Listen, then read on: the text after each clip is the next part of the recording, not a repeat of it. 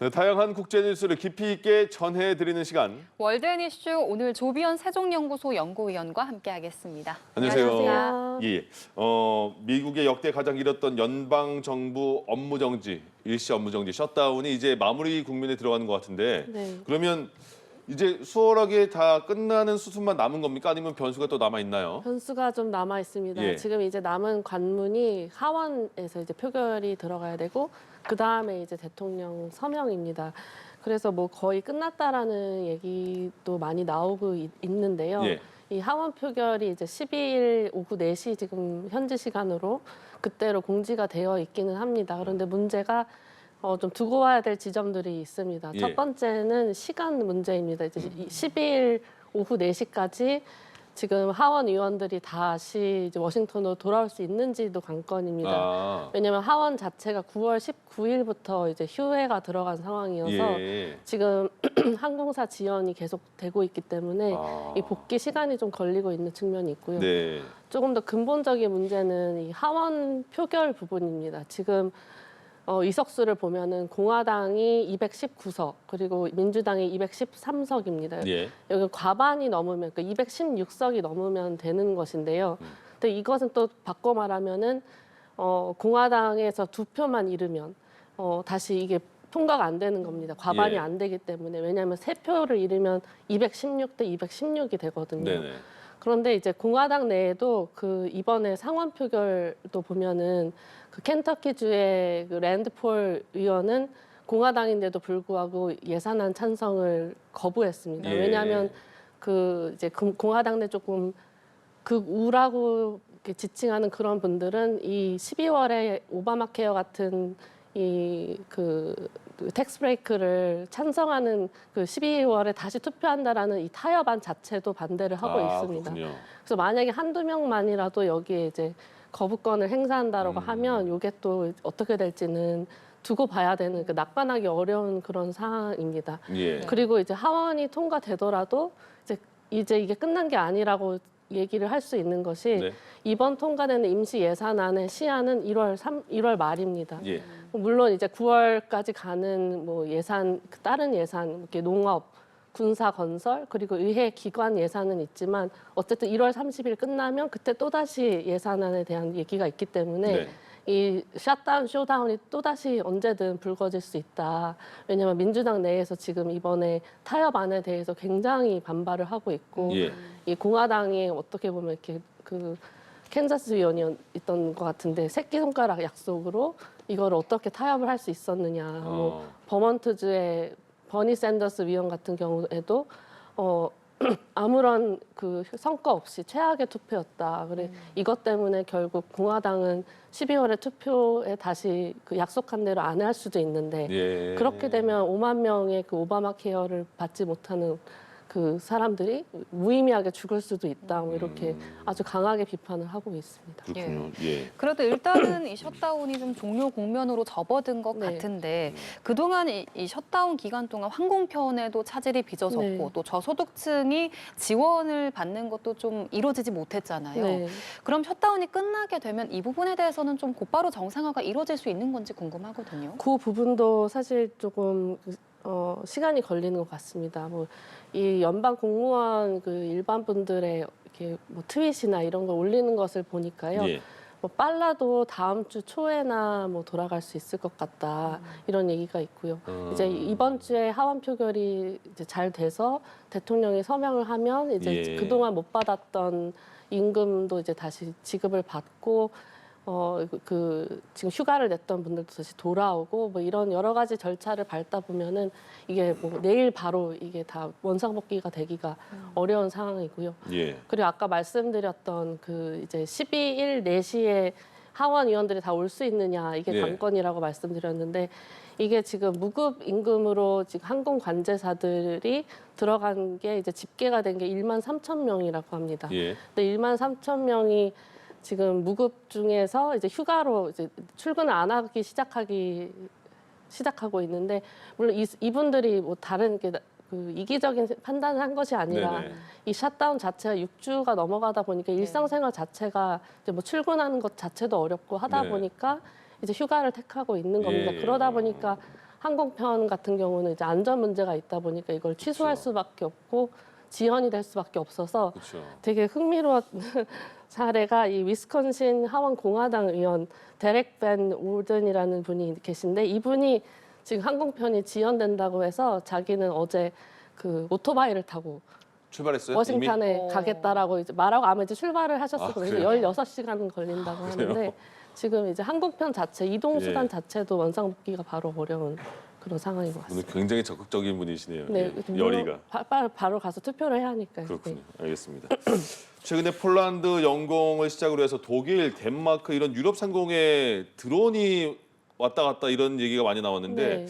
벨기에에서는 그 이상으로 최근에 위치도 좀 의심스러운 게 원전의 상공까지 드론이 떴어요. 근데 다들 배후에 러시아가 있는 거 아니냐 말하는데 러시아는 또 아니라고 말하네요. 네, 예. 인정은 하는 그런 그 공식적인 확인된 내용은 하나도 없고 이제 추정 부분입니다. 그런데 예. 지금 뭐 죄송합니다. 겨울을 앞두고 이제 우크라이나의 그 전력 관련된 시설에도 예. 지금 러시아가 계속 공습을 가하고 있어서 정전 사례가 속출을 하고 있습니다. 근데 예. 이 가운데 이제 말씀하신 대로 벨기에 원전 시설 위에도 드론이 출몰을 한 것인데요. 근데 이게 굉장히 좀 의미가 있는 것이 벨기에라는 국가의 위치가 여기가 이제 유럽 본부, EU 유럽 연합의 본부 그리고 나토의 본부가 위치해 있는 곳입니다. 그래서 네. 이 지역에 지금 원전 시설만이 아니라 공항 시설 이런 데에도 이제 러시아로 추정되는 드론들이 출몰을 하고 있어서 이게 뭐 그 이 유럽 국가 전반에 대한 만약에 러시아라고 지금 추정되는 네. 그 위협에 대한 위협을 통해서 이제 자신들의 그 우크라이나 전쟁에서 입지를 이렇게 위협을 하는 것이고 그리고 또 이 유럽 국가들의 결집을 와해하기 위해서 분산하기 위한 그런 목적으로 보여집니다. 그렇군요. 예. 네. 한편 유럽연합 회원국이 정보기관이 수집한 정보를 활용하기 위한 새로운 정보조직 신설을 추진 중이라는 보도가 나왔는데요. 네. 갑자기 이런 정보기관을 신설을 추진하려는 배경이 뭔지 방금 좀 네. 전해주신 소식과도 연관이 있는 연관이 건지 있습니다. 궁금해요. 이 우크라이나가 지금 전쟁을 수행하는 그러니까 전쟁을 수행할 때 정보가 가장 중요하지 그렇죠. 않습니까? 예. 근데 지금 우크라이나가 이 정보를 미국이 제공하는 그 일론 머스크가 운영하는 그 스타링크 그 인공위성 거기에 아주 의존을 하고 있습니다. 예. 근데 트럼프 대통령이 이제 뭐 연초에 그 광물 협상 이런 거에 우크라이나가 거부하니까 이것을 안 하겠다라고도 압박 카드로 활용하고 실제로 중단을 한 적도 있습니다. 그렇다 보니까 이제 유럽 국가들이 미국의 안보 지원이 감축될 가능성도 이제 준비를 해야 된다라고 해서 이런 조치가 이루어지고 있는 상황인데요. 그래서 사실 유럽이 지금만이 아니라 지금 우크라이나 전쟁을 기반으로 해서 뭐 EU 같은 경우에 그 안보 정보 교육을 프로그램을 운영한다든지 아니면 그 유럽의 그 독자 보안 위성망 프로젝트 아이리스2 같은 것을 이제 만들려 계속 노력은 하고 있습니다. 그래서 예. 이번에 이 새로 생기는 정보기관은 이제 EU 집행위원장 산하 사무총국 안에 이제 신설이 되는데 여기에 EU 국가들의 관련 정보기관을 파견을 받아서 이 국가들의 정보를 취합하고 분석하는 역할을 할 것이라고 합니다. 예. 네. 사실 이 유럽연합 회원국 내 정보 공유가 좀 기밀 유출 같은 걸 우려해서 민감한 사안으로 여겨졌었는데 네.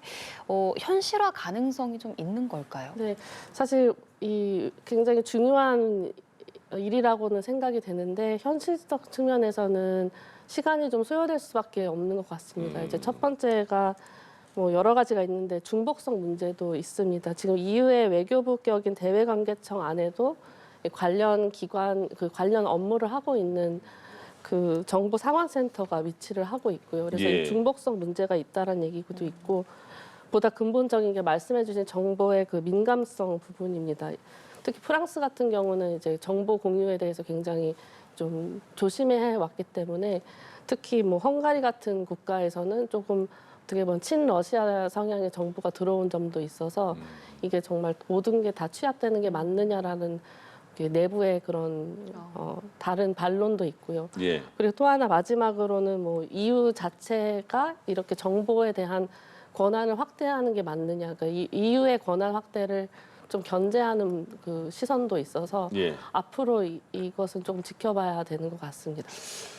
트럼프 대통령이 경주에 왔을 때 한미 정상회담 할 때 이재명 대통령이 그 신라 금관 모형 네. 선물했을 때 굉장히 좋아하는 거 우리 다 봤잖아요. 네. 그리고 이제 어쨌든 팩트 시트는 이제 곧 나올 걸로 예상이 되는데 그걸 그 스위스가 그걸 봐서 캐치했는지 모르겠지만 네. 스위스도 트럼프 대통령에게 명품 시계도 줬고 금괴도 줬다고 하는데 네. 근데 이게 스위스 관세에 영향이 있을 것이다라는 관측도 나와요. 이게 맞을까요?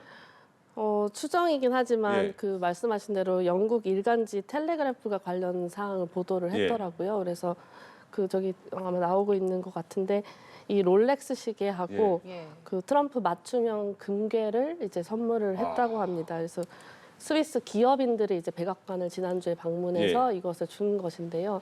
근데 스위스하고 미국하고의 그 상호 관세에 대한 협상도 사실 올해 초부터 진행이 되고 있습니다. 예. 뭐 예를 들어서 4월에 이제 미국이 관세를 31%를 매겼고요. 네. 여기에 물론 이제 유예 기간을 두고 무역 협상을 하고 있긴 하지만 네. 이 트럼프가 스위스가 이렇게 성의를 안 보인다고 그래서 이 예. 관세를 39%로 올리고 예. 8월 7일부터 이거 실제로 또 시행을 했습니다. 어. 그런데 지금 이 추정되는 이 만남이 이루어진 이후에 이제 트럼프 대통령이 그 스위스하고의 관세 협상은 어떤 숫자도 아직 정하지 않았고 예. 스위스를 도와주려고 하고 있다라는 이렇게 입장을 좀 바꾸는 그런 발언을 해서 이런 추정이 시간상 이렇게 보면은 연관이 있다라고 예. 보는 것 같습니다. 근데 설마 성의를 보여달라는 게 저건 그런 시계 건 저거 아닌 금괴죠 이건 아닌 그런 것 건 같은데 아닌 것 모르겠는데 같습니다. 그게 맞으면 또 네, 실망이네요. 그것만은 아닐 것 같긴 하지만 네. 알겠습니다. 예. 네, 마지막 주제로 넘어가 보겠습니다. 최근에 이제 AI가 화제가 되면서 네. 부작용들도 좀 생겨나고 있는데, 그렇습니다. 뭐 얼마 전에는 저희가 연고대에서 AI 컨닝으로 예. 좀 문제가 됐다는 소식을 네. 전해드리기도 했는데, 일본에서 사진 공모전에서 박물관 전시까지 마친 최우수상 작품이 알고 보니까 AI로 제작된 거여서 논란이 일고 있다고요. 그러니까 저 네, 화면에서 맞습니다. 왼쪽이 그 사진전에 공모했는데 1등 된 거예요. 네, 그래서 최우수상. 박물관에 네. 전시도 했는데 오른쪽에 건 그 전에 이미 AI로 만들어졌던 거. 그렇습니다. 지금 이 사진이 우수성을 평가받았던 게 예. 사실 예. 개구리하고 잠자리 천적 관계이고 그 머리에 앉은 그 상황을 포착한 사진입니다. 그래서 사진 제목이 내 머리야 이거라면서요. 그렇습니다. 예. 네, 내 머리에. 근데 이게 AI가 이제 문제인 게 예. 컨닝도 잡기가 어려운 이유가요. 이게 AI라는 게 결국 데이터의 집합체입니다. 그래서 뭐 이 문서를 뭐 AI로 만들었다고 해서 이 앱에다가 그걸 돌려서 AI를 검증할 수 있는 게 아닙니다. 왜냐하면 다른 AI 앱을 썼을 수도 있고요. 그 데이터 집단이 달라서 예. 아마 이 사진전 같은 경우에도 뭐 AI 관련된 그 먼저 사전 조치를 했을지는 모르겠지만 예. 뭐 포착이 안 됐을 수도 있고요. 그러니까 AI를 기법을 활용한 것인지 이렇게 바로 밝혀내는 게 쉽진 않아서 예. 이런 사태까지 일어나는 것 같습니다. 그러니까 작가님도 좀 약간 그 도덕적으로 문제가 있는 것 같아요. 왜냐하면 1등 됐으면 사실 이거 AI다 말했으면 괜찮은데 박물관 전시까지 했는데 네. 그때까지 속인 거잖아요. 네, 근데 사실. 작가 입장은 네. 거기 규정에 그런 내용은 없었다라는 그래서 겁니다. AI로 해도 될 것 같다. 네, 그래서 이렇게 했는데 이제 그렇군요. 누리꾼들이 그걸 보고 예. 예. 이건 AI로 만든 것 같다라고 해서 이제 자신도 인정을 해서 그럼 네 그렇게 제가 됐습니다. 작가님 오해했습니다. 예, 죄송합니다. 예. 알겠습니다. 월드엔 이슈 오늘 조비연 세종연구소 연구위원과 함께 이야기 나눠봤습니다. 고맙습니다. 고맙습니다. 감사합니다.